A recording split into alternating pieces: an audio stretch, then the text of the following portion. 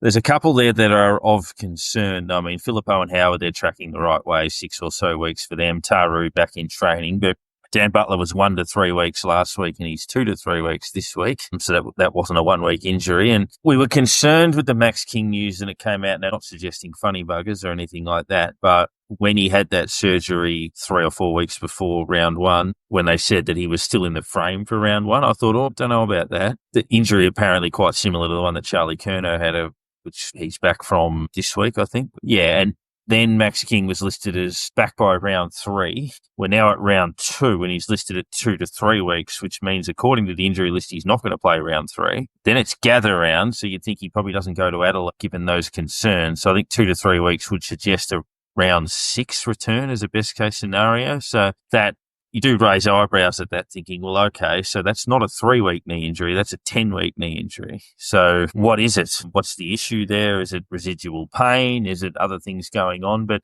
might be right in 3 weeks it misses 10 or 9 is a little bit surprising. Yeah. How hard can we go at the club on this podcast? I mean, we're not responsible for them. They're not responsible for us.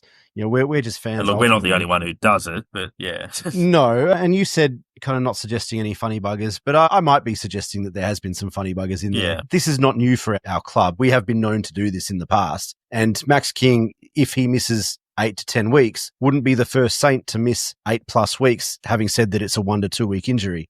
Now, I'm not saying that this is necessarily all the club's fault, but I do think that they have a responsibility to be more transparent and realistic. They don't have to give us all the details of injuries. They don't have to give us access to players' medical history, but just be transparent and realistic about recovery times. Because this is not new. This is not the first time. It won't be the last time. And this happens a lot with our footy club. And I would suggest more so than most other clubs. There are other clubs that do it as well, of course. The timing was not ideal. Is there something around the club's numbers? Membership were down year on year. You know, did they want to make the announcement that our kind of franchise forward, if you want to call him that, is going to be out until round 6 or round 7, when you could quite easily say, well, he's in the frame for round 1.